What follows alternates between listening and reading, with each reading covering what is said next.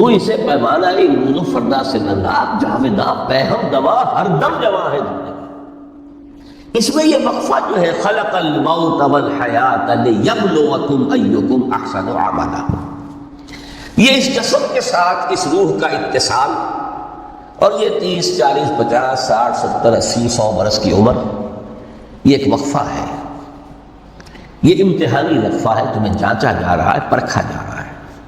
ایکم احسن عملا، اس کو بھی اقبال نے اسی نظم میں خوب بیان کیا ہے کہ قلزم ہستی سے تو ابھرا ہے مانند ہوا، اس نیا خانے میں تیرا امتحان ہے. اب اگر تو دو چیزیں انسان پر واضح رہیں، اور نہ صرف واضح رہیں، مستحضر رہیں. واضح تو ہو جاتی ہے ایک چیز، پھر آدمی بھول جاتا ہے تو کوئی فائدہ نہیں رہتا اس کے. مستحضر ایک یہ کہ اصل زندگی آخرت کی زندگی ہے، طویل ہے. بل تؤثرون الحیات الدنیا والآخرۃ خیر وابقیٰ کلا بل تحبون العاجلہ وتذرون الآخرہ. تم اس عاجلہ کو پسند کرتے ہو، اس دنیا کی زندگی کو تم ترجیح دیتے ہو، جبکہ آخرت ہے جو باقی رہنے والی ہے، ابدی. اگر تو یہ معلوم ہو، جیسا کہ سورہ عنکبوت کی آیت کے حوالے سے میں نے آپ کو آیت سنائی کہ وما هذه الحیات الدنیا الا لہو ولعب وان الدار الاخرۃ لہی الحیوان لو کانوا یعلمون. اصل زندگی جو ہے وہ آخرت کی زندگی ہے، کاش کہ انہیں معلوم ہوتا. ایک حقیقت تو یہ معلوم ہو اور مستحضر رہے کہ اصل زندگی آخرت کی زندگی ہے، اور دوسری حقیقت یہ کہ یہ دنیا کی زندگی ایک امتحانی وقفہ ہے. قلزم ہستی سے تو ابھرا ہے مانند حباب، اس نیا خانے میں تیرا امتحان ہے زندگی. یہ مستحضر رہے تو اس کا نتیجہ کیا نکلے گا؟ انسان دنیا پرست نہیں بنے گا. متاع ہے دنیا، برتنے کی چیز ہے. وما هذه الحیات الدنیا الا متاع، برتنے کی چیز ہے، برتو اسے. اب میں یہاں آپ کو کچھ حدیثیں بھی سنا دینا چاہتا ہوں. ایک حدیث میں حضور نے عجیب نقشہ کھینچا ہے. مالی ولی دنیا، لوگوں مجھے تمہاری دنیا سے کیا سروکار؟ انما مثلی کراکب استظل تحت شجرۃ ثم راح فترکھا. میری مثال تو اس سوار کسی ہے جو تھوڑی دیر کے لیے کسی درخت کے سائے میں سستانے کے لیے رک جاتا ہے. اس درخت کو اپنی منزل نہیں سمجھتا، اپنا گھر نہیں سمجھتا، تھوڑی دیر کا سستانا ہے. پھر وہ اس درخت کو چھو خیر بات کہتا ہے، اپنا راستہ لیتا ہے، اپنی منزل کی طرف رواں ہو جاتا ہے. بس اتنا تعلق، منزل یاد رہے. چنانچہ دوسری بڑی پیاری حدیث ہے، بہت مختصر بھی ہے. انما الدنیا خلقت لکم وانتم خلقتم للآخرہ. دیکھو یہ دنیا تمہارے لیے بنائی گئی ہے. خلق لکم ما فی السماوات و ما فی الارض، قرآن مجید کہتا ہے. اس لیے میں نے کہا تھا خلافت ہمیں دینی تھی تو سب کچھ ہمارے لیے بنایا گیا. یہ محفل سجائی گئی ہے ہمارے لیے، یہ سب ہمارے لیے بنایا گیا. پورے عالم کو مسخر کیا گیا ہمارے لیے. سخر لکم، سورج بھی چاند بھی ہر چیز تمہارے لیے مسخر کی گئی ہے. انما الدنیا خلقت لکم وانتم خلقتم للآخرہ، لیکن تمہاری تخلیق ہوئی ہے، تمہیں بنایا گیا ہے، تمہیں پیدا کیا ہے آخرت کے لیے. یہ منزل یاد رہے. میرا ٹھکانہ وہ ہے، میرا گھر وہ ہے، میری منزل وہ ہے. یہ راہ گزر ہے، یہ سفر ہے، یہ ایک وقفہ ہے، امتحانی وقفہ ہے. خلق الموت والحیات لیبلوکم ایکم احسن عملا. لیکن اب تیسری حدیث سنیے، اور یہ ہے وہ کہ جو اس دنیا کو، جو میں نے شروع میں کہا تھا، بڑی ٹھوس حقیقت ہے. یہ اللہ کی تخلیق ہے، سنجیدہ تخلیق ہے. ہم نے کوئی کھیل کود کے لیے تو نہیں بنایا ہے. ربنا ما خلقت ھذا باطلا. حضور فرماتے ہیں الدنیا مزرعۃ الآخرہ، دنیا آخرت کی کھیتی ہے.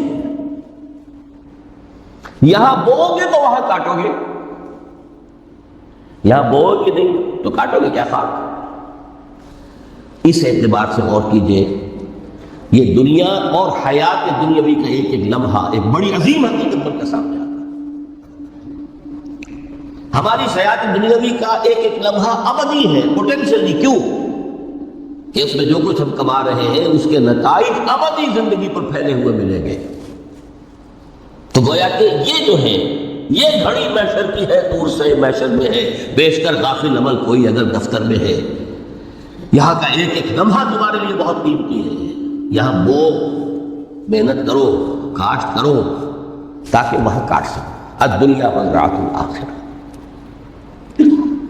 اب دیکھیے یہ جو انداز ہے قرآن کا، وما الحیات الدنیا الا متاع الغرور، جو ہماری گفتگو کا عنوان ہے، اس کے دو نتیجے نکلتے ہیں عملاً۔ ایک نتیجہ جو صحیح ہے، جو قرآن نکالنا چاہتا ہے، جس کی طرف اسلام رہنمائی کرتا ہے۔ ایک ہے بالکل منفی نتیجہ جس کی اسلام نفی کرتا ہے۔ وہ منفی نتیجہ کیا ہے؟ دنیا دھوکے کی ٹٹی ہے، چھوڑو گھر گھرستی کو، دفع کرو، رب سے لو لگانی ہے۔ یہ شادی کر کے اور گھر گھرستی کا کھکیڑ بول لینا، کہاں ایک پیٹ کا پالنا، کہاں 10 پیٹ لگ جائے پیچھے، اسی میں آدمی جو ہے گم ہو کر رہ جاتا ہے۔ لہذا گھر گھرستی کو چھوڑو، تجرب کی زندگی گزارو۔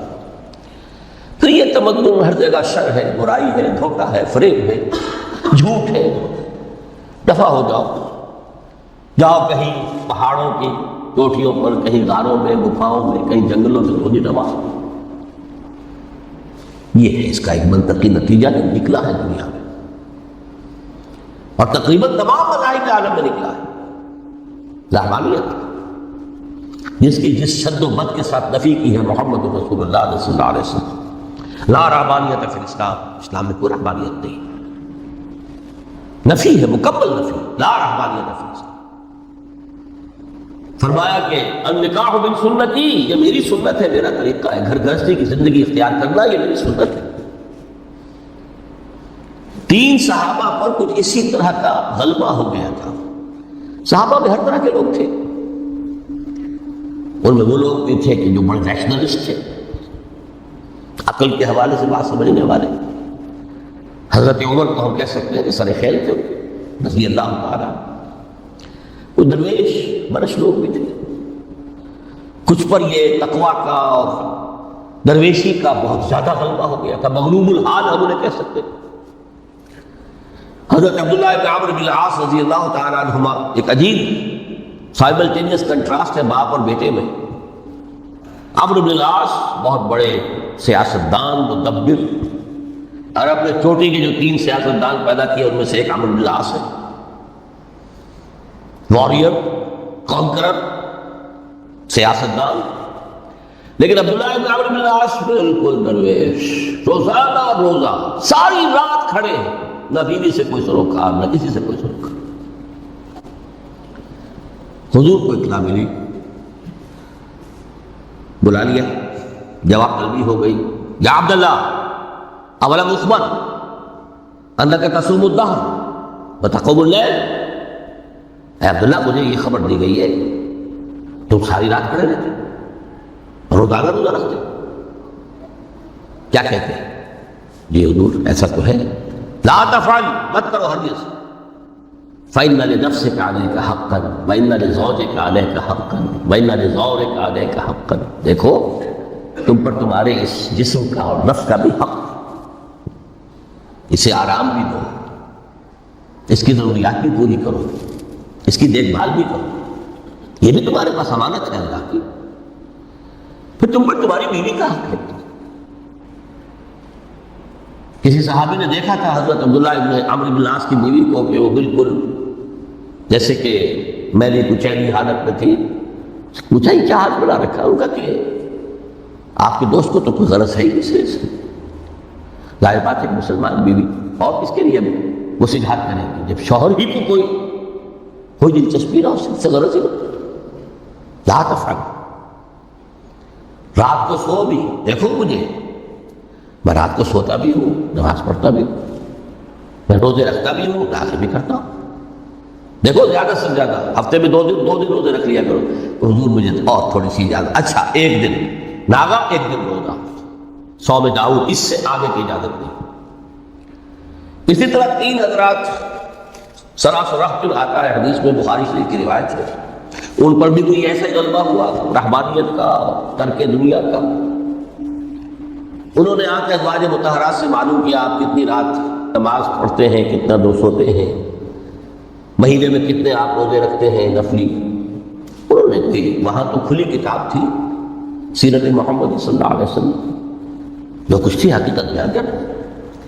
اب دیکھیے ایک عجیب ذہنیت، انہوں نے دیکھا کہ یہ تو کم ہے، ان کے اندازے کے اعتبار سے تو بہت کم ہے، لیکن یہ کہ اپنے آپ کو ذرا تسلی حضور کی تو کوئی ضرورت نہیں ہے، آپ تو معصوم ہیں، آپ کے سے گناہ نہیں ہوا، کوئی خطا نہیں ہوئی، آپ کے لیے تو یہ اتنی عبادت ہمارے لیے تو کافی نہیں ہے، ہم تو گناہ گار ہیں۔ ایک نے عہد کیا کہ میں کبھی نہیں سوؤں گا، رات بھر کھڑا رہوں گا۔ دوسرے نے کہا کبھی ناغہ نہیں کروں گا، ہر روز روزہ رکھوں گا۔ تیسرے نے کہا میں شادی بیاہ کے کھکیڑ میں پڑوں گا۔ حضور کو اطلاع مل گئی، طلب فرمایا، ڈانٹا، آپ لوگوں نے یہ کہا ہے؟ جی ہاں، ہم نے کہا تھی۔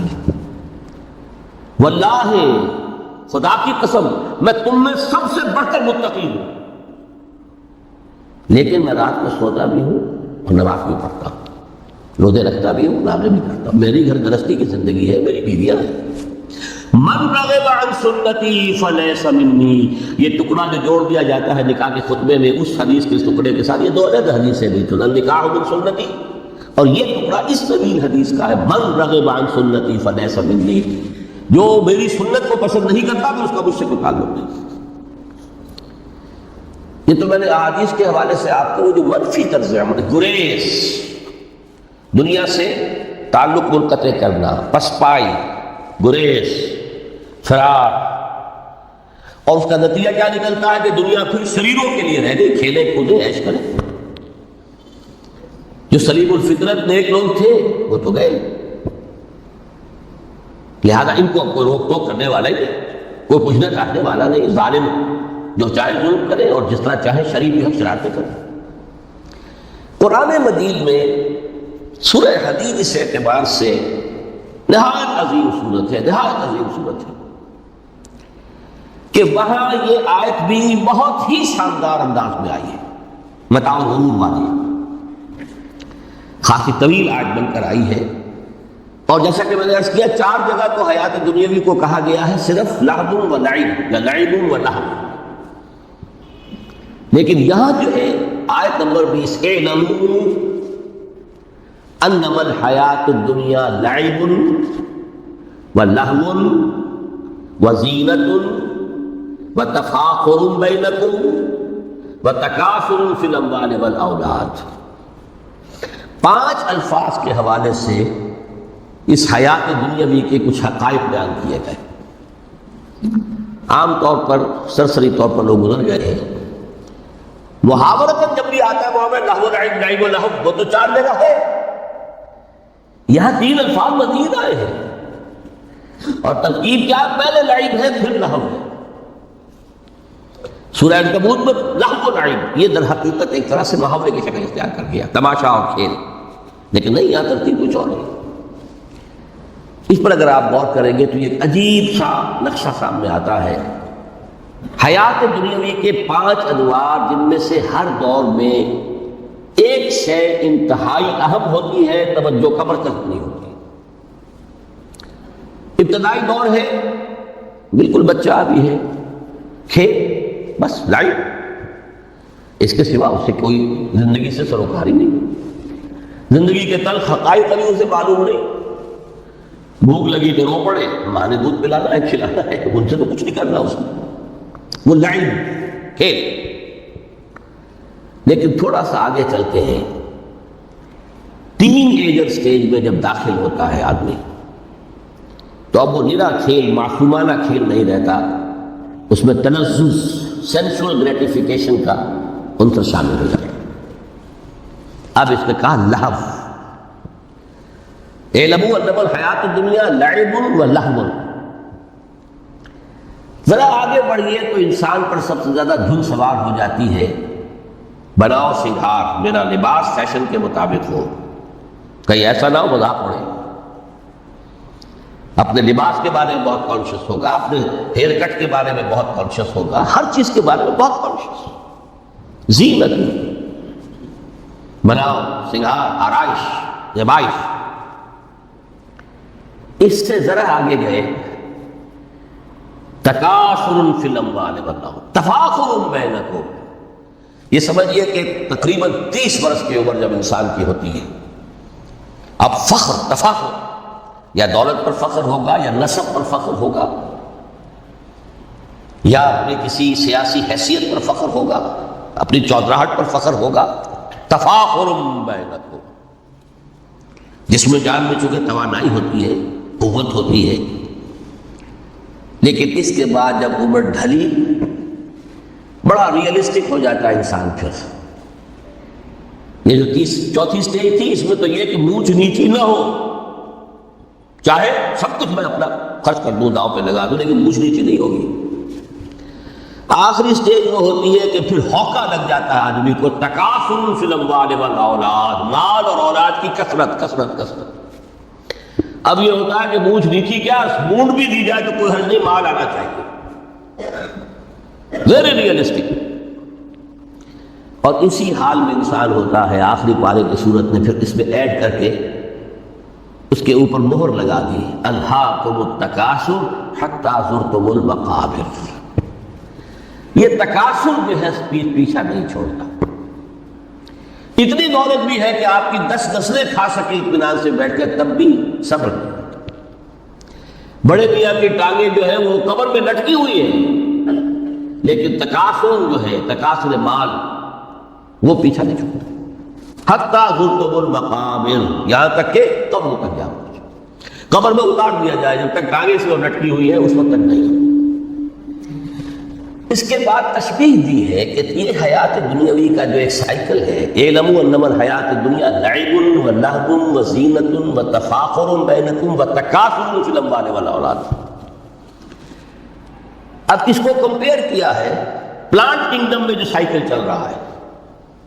یہ ہمارا سائیکل ہے 60-70 برس کا، بچہ پیدا ہوا، خوشیاں منائی گئی، پھر وہ لڑکپن سے، پھر ٹین ایجر سٹیج سے، پھر جوانی ہے، پھر ادھیڑ عمر ہے، اور پھر بڑھاپا ہے، اور پھر قبر میں اتارا جانا ہے۔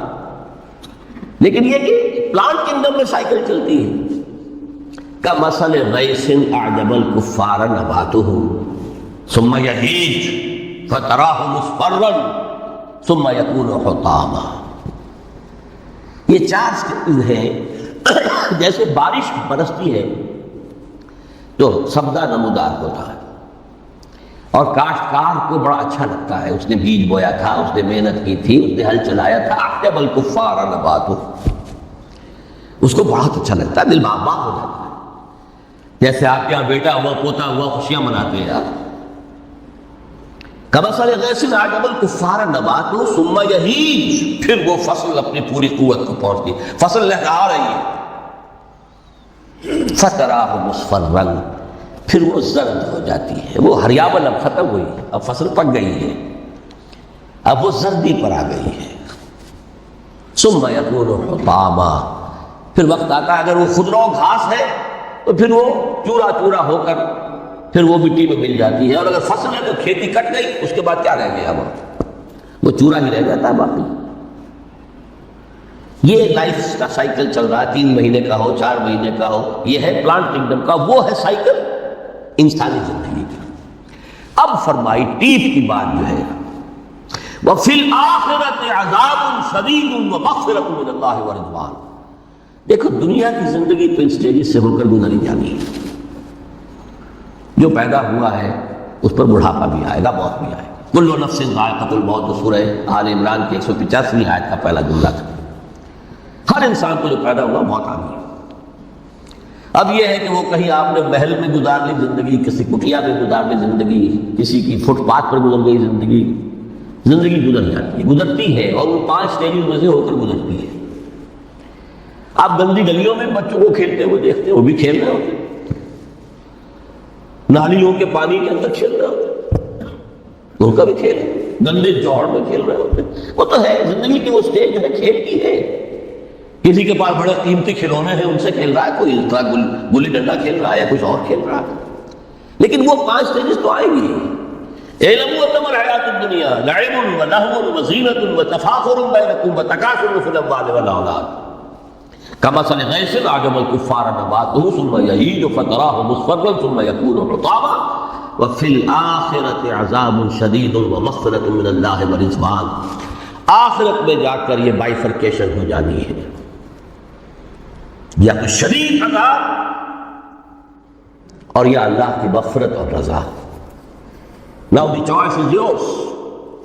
اما شاکرا و اما کفورا، فیصلہ تم خود کر لو.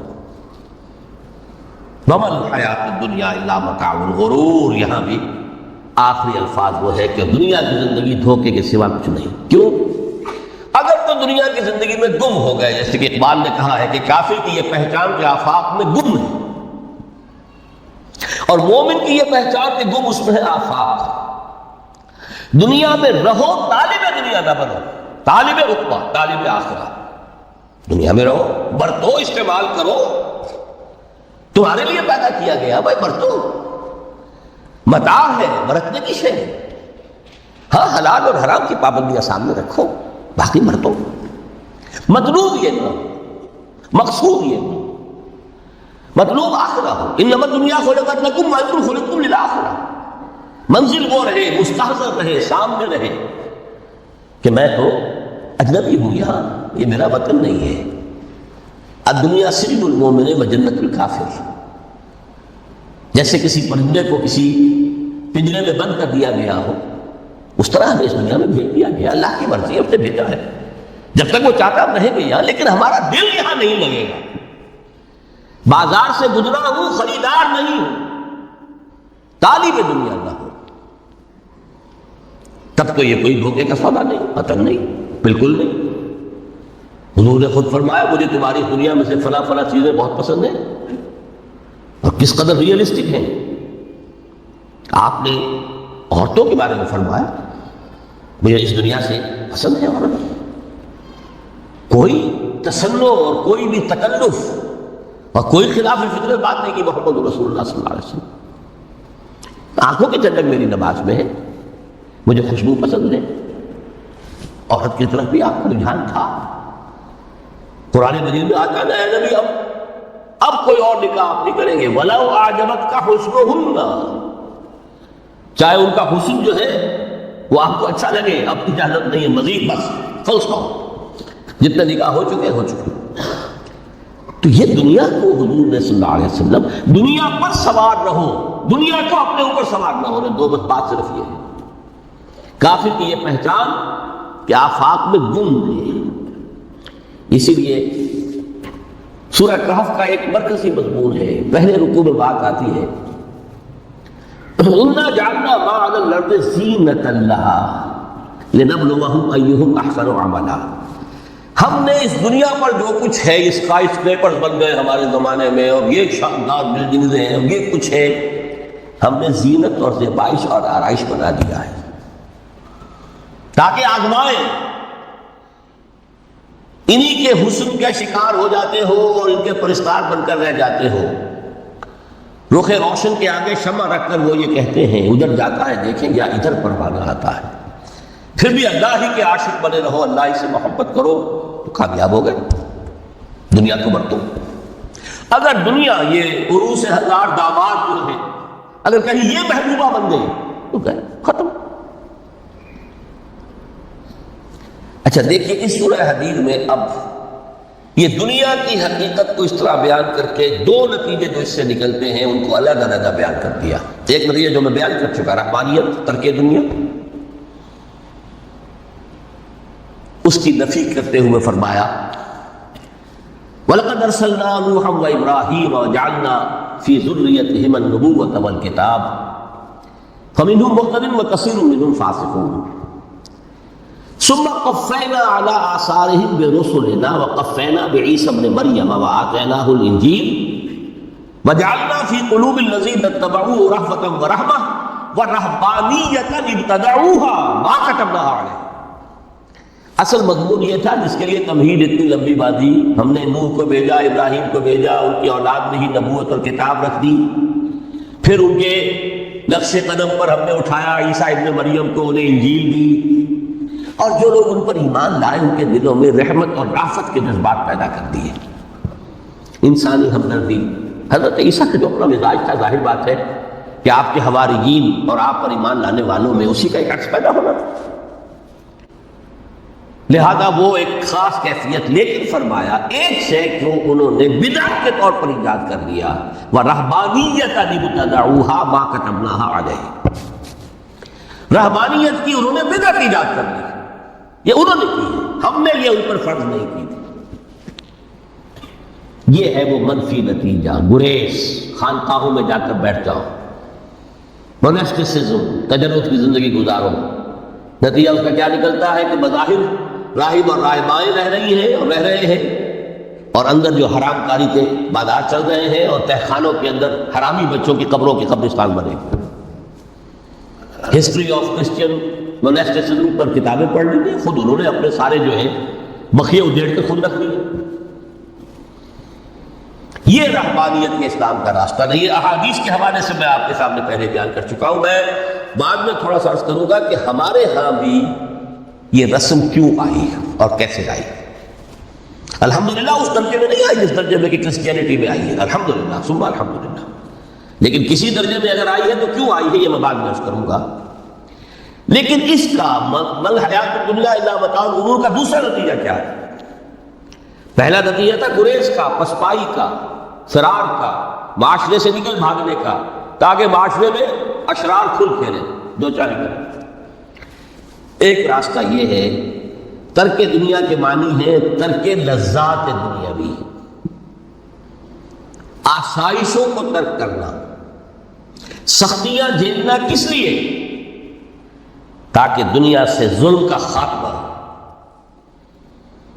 باطل کا تختہ الٹ دیا جائے، ظلم کا استحصال۔ ظاہر بات ہے ظالم آسانی سے ظلم نہیں چھوڑے گا، ایکسپلائٹر بعض و نصیحت سے اپنے ایکسپلائٹیشن سے باز نہیں آئے گا۔ شاذ ہوتے ہیں اس طبقے کے اندر بھی، یقیناً کچھ سلیم الفطرت لوگ ہوتے ہیں، جیسے طبقہ اشرافیہ سے تھے حضرت ابو بکر رضی اللہ تعالیٰ عنہ، سلیم الفطرت انسان تھے، وہ کوئی غلاموں کے طبقے سے تو نہیں تھے، کوئی فقراء کے مساکین کے طبقے میں سے نہیں تھے، اونچے طبقے میں سے تھے، عشرہ مبشرہ اکثر و بیشتر اس طبقے سے تھے۔ لیکن بائی انداز وہ جو طبقہ ہوتا ہے، یا تو وہ اپنے جبر اور استبداد کا تخت جو ہے جما کر بیٹھا ہوا ہے لوگوں کی گردنوں کے اوپر، پولیٹیکل ڈپریشن ہے، یا اکنامک ایکسپلائٹیشن ہے، استحصال، محنت لوگ کریں کھائیں گے، ہم ایش کریں گے، محنت کسان کرے جا کے کھیت میں، ہم لے آئیں گے اپنا حصہ اور عیش کریں گے۔ یا کوئی سوشل ڈسکریمنیشن ہے، یہ اونچا ہے یہ نیچا ہے، یہ تو پیدا ہی ہوا ہے شودر، یہ اس سے نکل ہی نہیں سکتا، اور یہ پیدا ہوا برابر، یہ تو اونچا ہے۔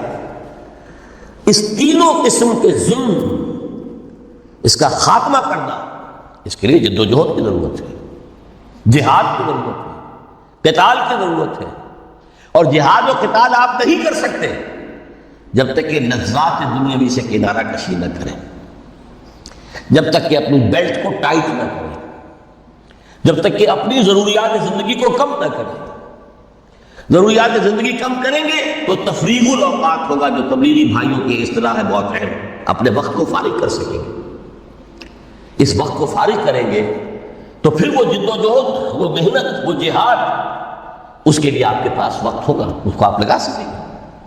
پھر اس میں جب سخت سے سخت منزلیں آئیں گی تو اس میں میدان میں مقابلہ بھی ہوگا، جان کی بازی بھی کھیلنی پڑے گی، اس میں قید و بند کا وقت بھی آ سکتا ہے۔ 3 برس تک اگر محمد عربی صلی اللہ علیہ وسلم پورے خاندان بنی ہاشم کے ساتھ بدترین اسیری سمجھ لیجئے، شیب بنی ہاشم میں جو رہے، یہاں تو اسیروں کو آپ راشن تو دیتے، کھانا تو دیتے، وہاں تو اثر جو ہے وہ تو دونوں طرف سے گھاٹی کا منہ بند کر دیا گیا تھا، سیل تھی کہ کوئی شے جو ہے وہ جان نہ پائیں گے۔ 3 برس جس میں کہ وہ وقت بھی آیا ہے کہ سوکھے ہوئے چمڑے ابال ابال کر ان کا پانی جو ہے بلکتے ہوئے بچے پھول جیسے بچے بنی ہاشم ان کے حلق میں ٹپکایا گیا ہے اور کچھ نہیں۔ کچھ تھے لوگ حکیم بن حزام جیسے رضی اللہ تعالیٰ عنہ، بعد میں ایمان بھی لے آئے۔ حضرت خدیجہ رضی اللہ تعالیٰ عنہ کے چونکہ وہ قریبی رشتہ دار تھے، وہ پہاڑ کو کراس کر کے چوٹی پر سے اتر کر کچھ کبھی کبھی کھانے پینے کی چیز پہنچا دیتے تھے۔ یہ سارے مراحل آئے۔ یہ جو ہے یہ مثبت ہے۔ ترک دنیا وہ نہیں۔ ترک دنیا سے مراد دنیا کی لذتوں سے، دنیا کی آسائشوں سے، ان سے آدمی اپنے آپ کو پیچھے ہٹائے، ان کو چھوڑے، ان کو ترک کرے، تاکہ اپنا وقت، اپنا مال، اپنی صلاحیتیں سب کر سکے۔ کس کام کے لیے؟ اب اس کے لیے دیکھیے آیت نمبر 25 ہے یہ سورہ حدید کی۔ لقد ارسلنا رسلنا بالبینات، ہم نے اپنے رسولوں کو بھیجا واضح چیزوں کے ساتھ۔ بینہ وہ شے جو از خود ظاہر ہو۔ آفتاب آمد، دلیل آفتاب۔ جب سورج طلوع ہو گیا وہ خود اپنے وجود پر دلیل ہے، اس کے لیے کسی اور اضافی دلیل کی ضرورت نہیں کہ سورج موجود ہے، وہ تو ہے، سب کو نظر آ رہا ہے۔ تو بینات سے مراد معجزے بھی ہیں، اور وہ تعلیم جو ہے بنیادی دین کی کہ جو فطرت انسانی کی جانی پہچانی ہوئی شے ہے، دونوں پر اس کا اطلاق ہو جائے گا۔ لقد ارسلنا رسلنا بالبینات وانزلنا معهم الکتاب والمیزان، اور ہم نے ان کے ساتھ کتاب اتاری، میزان اتاری۔ یہ سب کچھ کس لیے کیا؟ لیقوم الناس بالقسط، تاکہ لوگ عدل پر قائم ہوں۔ یہ ہے سول آبجیکٹو۔ یہ نہیں بس ہماری کتاب پڑھ لیا کرے، ختم قرآن ہو گیا، اللہ اللہ دعا مانگ لی، چھٹی۔ قائم کرو اس کو، وہ میزان عدل نصب کرو، ہر ایک کو وہی تل کر ملے جو اس کا حق ہے، اور ہر ایک سے وہ لیا جائے کہ جو اس کے ذمہ واجب ہے۔ اگر یہ نہیں تو بابا پھر سب کہانیاں ہیں، شریعت اور دین اور نماز اور روزہ اور حج، کوئی حیثیت نہیں۔ اچھی طرح سن لیجیے میری بات۔ قرآن مجید میں کہلوایا گیا حضور سے، قل یا اہل الکتاب لستم علی شیء حتی تقیموا التوراۃ والانجیل وما انزل الیکم من ربکم۔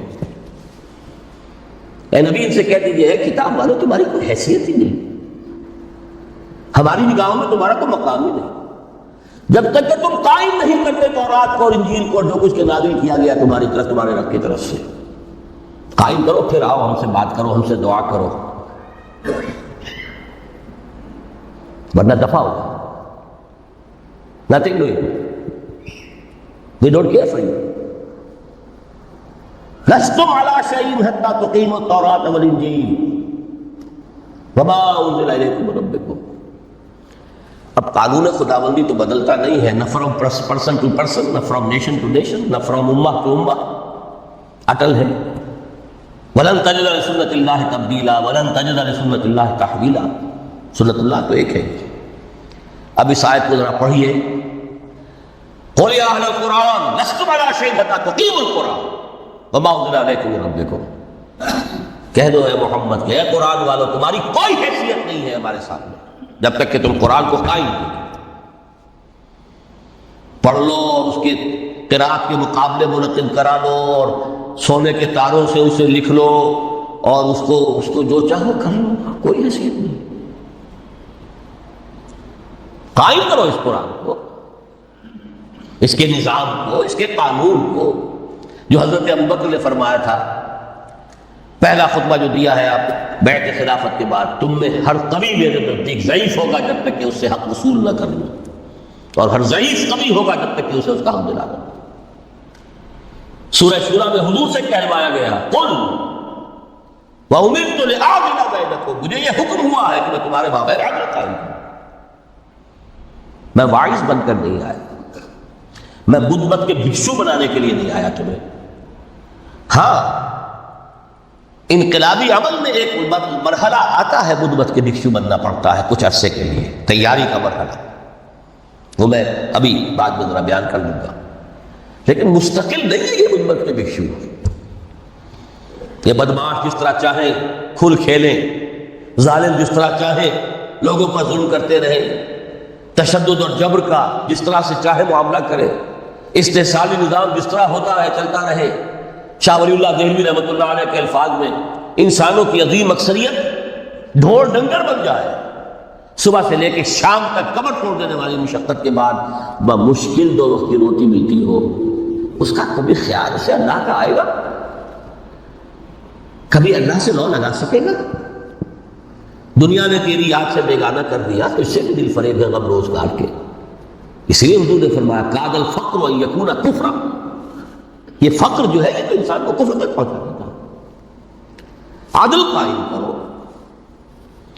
تو دیکھیے یہ آیت انتہائی گمبھیر آیت ہے قرآن مجید کی سورہ حدید کی، جس طرح وہ آیت متاع الغرور والی جس شان کے ساتھ سورہ حدید میں آئی ہے، اعلموا انما الحیات الدنیا لعب ولهو وزینة وتفاخر بینکم وتکاثر فی الاموال والاولاد کمثل غیث اعجب الکفار نباته ثم یہیج فتراه مصفرا ثم یکون حطاما وفی الآخرة عذاب شدید ومغفرة من اللہ ورضوان وما الحیات الدنیا الا متاع الغرور۔ لیکن اس کا نتیجہ کیا نکلنا چاہیے؟ لقد ارسلنا رسلنا بالبینات وانزلنا معهم الکتاب والمیزان لیقوم الناس بالقسط۔ Now prepare for the shock۔ میرے نزدیک میرے علم کی حد تک شاید دنیا کی کوئی انقلابی کتاب نہ ہو جس نے اس قدر عریاں طور پر کھل کر یہ کہا ہو کہ ظالموں کی سرکوبی کرو، کچلو ان کے ساتھ۔ وانزلنا الحدید، ہم نے لوہا بھی اتارا ہے۔ ایک وقت آتا ہے ظلم نہیں ختم ہوتا جب تک کہ لوہے کی طاقت ہاتھ میں نہ آئے۔ انزلنا الحدید، ہم نے صرف کتاب ہی نہیں اتاری ہے، لوہا بھی اتارا ہے۔ فیہ باس شدید، اس میں جنگ کی صلاحیت ہے۔ ومنافع للناس، لوگوں کے لیے کچھ اور منفعتیں بھی ہیں، کوئی توا پرات چمٹا یہ بھی بنا لو ٹھیک ہے، لیکن اصلاً یہ اصلاح کے لیے۔ وانزلنا الحدید، اسی تو سورہ حدید کا نام حدید ہے۔ فیہ باس شدید ومنافع للناس ولیعلم اللہ من ینصرہ ورسلہ بالغیب، اللہ دیکھنا چاہتا ہے کون ہے اس کے وفادار بندے جو اس لوہے کی طاقت کو ہاتھ میں لے کر مدد کرتے ہیں اس کی اور اس کے رسولوں کی غیب میں ہونے کے باوجود۔ ان اللہ قوی عزیز، ویسے اللہ قوی ہے عزیز ہے، آنے واحد میں کفر کو ختم کر دے جب چاہے، آنے واحد میں ظالموں کا ظلم جو ہے وہ ختم کر کے رکھ دے، وہ سب کچھ کر سکتا ہے۔ لیکن پھر تمہاری آزمائش کیسے ہوگی؟ کیسے معلوم ہوگا ہوز ہو، کس کا کیا مقام تھا، کس کے پاس کتنا یقین کا سرمایہ تھا، کس کے ایمان کی گہرائی اور گہرائی کا کیا عالم تھا، کس نے ہمارے دین کے لیے کیسی کیسی قربانیاں جھیلی ہیں۔ یہ ہے ترک دنیا جو موسٹ پروفاؤنڈ ہے، نتیجہ خیز ہے، خیر کو وجود میں لانے کے لیے ہے، لیکن اس کی مثالیں موجود ہیں۔ حضرت مصعب بن عمیر رضی اللہ تعالی عنہ ایام جاہلیت میں کہا جاتا ہے ان کا جوڑا جو ہے شام سے تیار ہو کر آتا تھا، جیسے کبھی مشہور ہے کہ پنڈت نہرو کا بھی کپڑے سی کر آتے تھے پیرس سے۔ موتی لال نہرو کا بیٹا، اور موتی لال نہرو وہ تھا کہ وائس رائے کی پہلی کار آئی ہے ہندوستان میں تو دوسری کار موتی لال کی آئی، اس کا بیٹا، اس کے کپڑے پیرس سے سی کر آتے تھے۔ مصعب بن عمیر کے کپڑے شام سے تیار ہو کر آتے تھے، اور وہ ہمیشہ عطر میں بسے ہوئے تھے۔ جہاں سے گزر گئے معلوم ہوا کہ پوری گلی جو ہے وہ مہک اٹھی، معلوم ہو جائے کہ مصعب گزرا ہے یہاں سے۔ ایمان لائے محمد رسول اللہ پر صلی اللہ علیہ وسلم۔ باپ فوت ہو چکا تھا، اس کی چھوڑی ہوئی دولت تھی، ماں تھی، لیکن وہ خاندان کا نظام، چچا تھا سربراہ، وہ بدترین کافر۔ اس نے پہلے سمجھایا ہوگا 100 طریقے آزما کر، پھر آخری بار اس نے آزمایا کہ جس دولت کے اوپر تم عیش کر رہے ہو یہ تمہارے مشرک باپ کی دولت ہے، نکل جاؤ گھر سے۔ انہوں نے سمجھا تھا جسے سورہ صافات میں آتا ہے فَأَرَادُوا بِهِ كَيْدًا فَجَعَلْنَاهُمُ الْأَسْفَلِينَ، انہوں نے حضرت ابراہیم کے بارے میں سمجھا تھا جب دیکھیں گے کہ آگ تیار ہو رہی ہے اور یہ اس میں مجھے ڈال دیں گے تو سب یہ نشہ حرم ہو جائے گا، یہ توحید وعید سب ہوا ہو جائے گی۔ لیکن ہوا کیا؟ بے خطر کود پڑا آتش نمرود ویشت، عقل ہے محو تماشائے لبِ باغ۔ اس نے تو یہ دھمکی دی تھی کہ دن میں تارے نظر آ جائیں گے وہ سب کو، رات و نام میں پلا ہوا انسان، اسے کہہ دیا جائے نکل جاؤ گھر سے۔ اٹھ کر چلنے لگے، اس کا تیش جو ہے اور اچھا یہ کپڑے بھی اسی مشرک باپ کے ہیں، اتارو ان سب۔ مادر ذات برہنہ ہو کر گھر سے نکلے، مادر ذات۔ پھر وہی ہے کہ جن کے نام قرائے فال بنا میں من دیوانہ زدند، کہ بیعت عقبہ اولیٰ ہوئی ہے، لوگوں نے کہا کہ ہمیں کوئی مقری دیجیے قرآن پڑھانے والا جو ہمیں قرآن پڑھائے۔ حضور نے فرمایا جاؤ مصعب۔ وہ مصعب وہاں جا کر مدینے میں المقری بن گئے، جا المقری، وہ آ رہا پڑھانے والا۔ اور 1 سال کی محنت، دعوت اور تبلیغ اور قرآن کے پڑھانے کے نتیجے میں اگلے سال 75 افراد آ کر حضور کی جھولی میں ڈال دی۔ یہ مصعب ہے۔ شہادت ہوئی ہے غزوہ بدر میں۔ ایک مرتبہ اس سے پہلے کا واقعہ بھی ہے کہ حضور مسجد میں تشریف فرما تھے، سامنے سے حضرت مصعب گزرے، ایک پھٹا ہوا سا کمبل جسم کے گرد لپیٹا ہوا تھا۔ حضور کی آنکھوں میں آنسو آ گئے۔ از کجا تا بے کجا، یہ دیوانہ جو ہے اللہ کا اور رسول کا اور دین کا کہاں سے کہاں پہنچا ہے۔ غزوہ احد میں علم ان کے ہاتھ میں ہے، جس ہاتھ میں علم ہے بار پڑا، کٹ گیا، دوسرے سے پکڑا، اس کو بھی کٹ گیا، پھر دونوں جتنے بچ گئے تھے حصے ان سے سنبھالا، پھر شہید ہو گئے۔ جسم پر صرف ایک چادر تھی، اوپر سے جسم ننگا تھا، صرف سطر کے لیے چادر۔ دفن کرنے لگے تو مسئلہ یہ پیش آ گیا کہ چونکہ شہید کے تو کفن جو ہے اس کا اپنا جو بھی لباس پہنا ہو شہادت کے وقت، حضور سے کہا گیا کہ حضور مصعب کی چادر تو اتنی چھوٹی ہے کہ سر ڈھانپتے ہیں تو پیر کھل جاتے ہیں، پیر ڈھانپتے تو سر کھل جاتے ہیں۔